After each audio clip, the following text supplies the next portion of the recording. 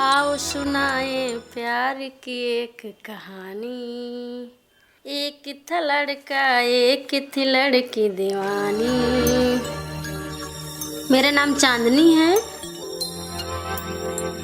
मैं बुंदेलखंड से हूँ। मैं एक संस्था के अभियान में जुड़ी थी जिसमें 4 पहिया गाड़ी, कुछ महिला कुछ पुरुष, सबके बीच में था एक खूबसूरत ड्राइवर। लंबा, गोरा, चिट्टा सा, भूरी आंखें। एक नज़र देखती ही मेरी आंखें उससे लड़ गईं। वह भी कम नहीं था। जिधर मैं जीप में बैठती वह शीशा मेरी तरफ घुमा देता। बार बार उसका पूरा चेहरा मुझे दिखता और मेरा चेहरा उसे।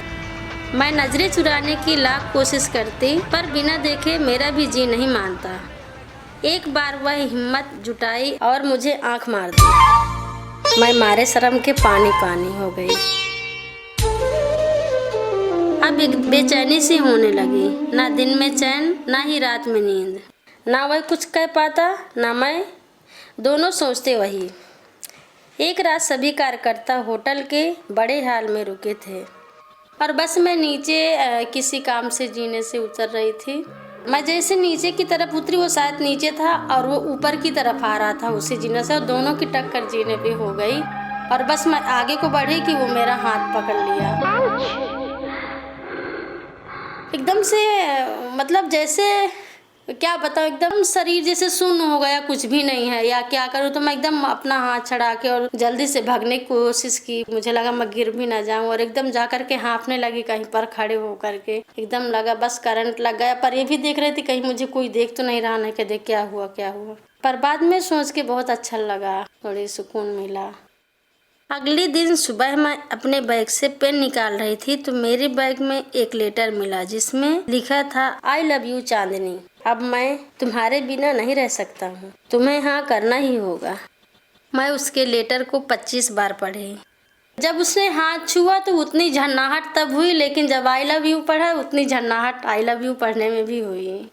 मैं एक दिन में भी 25 बार उसको पढ़ती जब तक नींद ना आ जाती। उस टाइम पे न फोन था, न कोई, हम मेरे हाथ में फोन था, उसके हाथ में फोन, तो बस एक लेटर ही एक सहारा था क्योंकि हमारी दूरियां बहुत थीं। समाज का डर था क्योंकि ये भी नहीं था कि एकदम कुंवारी थी, वो भी शादीशुदा, मैं भी शादीशुदा, दोनों का अपने अपने परिवार थे। लेकिन उसके बीच में चाहत आकर खड़ी हो गई तो इज्जत वाला डर, बदनामी का डर, कोई देख लेगा, क्या अफवाह फैलाएगा या बीच बीच में भी कुछ लोग बोलेंगे। तो जब कहीं बाहर जाते थे, अगर मैदान में लैट्रिन करने गए तो झाड़ी के बीच में लैट्रिन भी कर रही हूँ लेकिन लेटर भी पढ़ रही थी उस टाइम पे। तो और ये भी देख रही थी कि जो मेरे अगल बगल कहीं देख रहे, फिर उसको पढ़ करके अपने यहाँ पर छुपा लेती थी, फिर आ जाती थी। तो उसको कहाँ पे रखूँ कहीं कोई मेरा बैग ना देख ले। तो मैंने उसको पानी में पूरे लेटर को भिगो करके एकदम उसको मसल करके फिर ऐसी जगह में डाला, टुकड़े टुकड़े करके कि कोई देख ना ले। बेचैनी भी हो रही थी लेकिन मन कर रहा था कि मैं भी उसको आई लव यू बोलूं। जब भी मैं उसके बगल में बैठती तो वो इतना सुंदर लग रहा था कि उसको छूने का मन कर रहा था।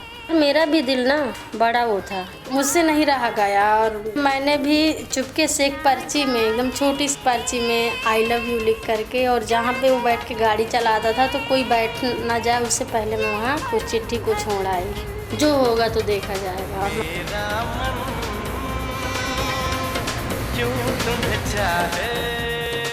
दूर से देखती रही कि चिट्ठी इसके हाथ लगेगी या नहीं लगेगी, और जब उसने उठा के पढ़ लिया तब फिर मुझे चैन हुआ ना। ये लगा कहीं वो दूसरे के हाथ में लग गई तो क्या होगा। तो जब उसने पढ़ा फिर उसको लगा कि हाँ ये भी मान गई है।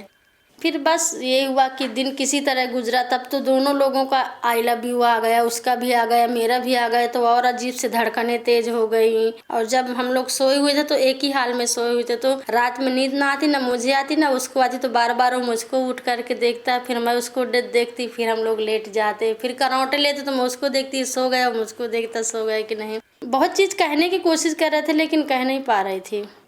एक दिन ऐसा ही सुबह हम जग गए थे, बस दातून कर रहे थे और उसने आकर मेरे सामने बोला कि तुम मुझे चाहती हो कि नहीं।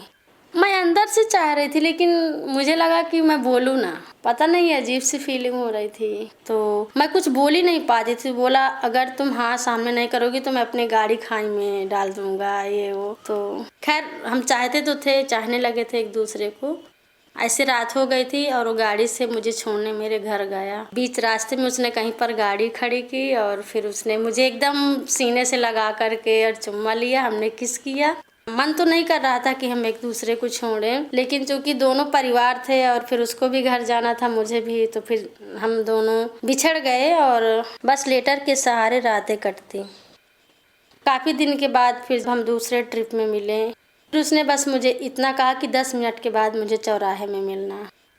और मैं भी अपने को रोक नहीं पाई और जब मैं चौराहे में गई तो ऑटो में बैठा था और मेरा हाथ पकड़ के ऑटो में बैठा लिया। फिर हम लोग आ गए रामघाट। तो जब हम वहाँ पर आए तो एक दूसरे से काफ़ी बातें हुई, ज़िंदगी के बारे में बातें हुई, साथ जीने साथ मरने की हमने कस्में खाई।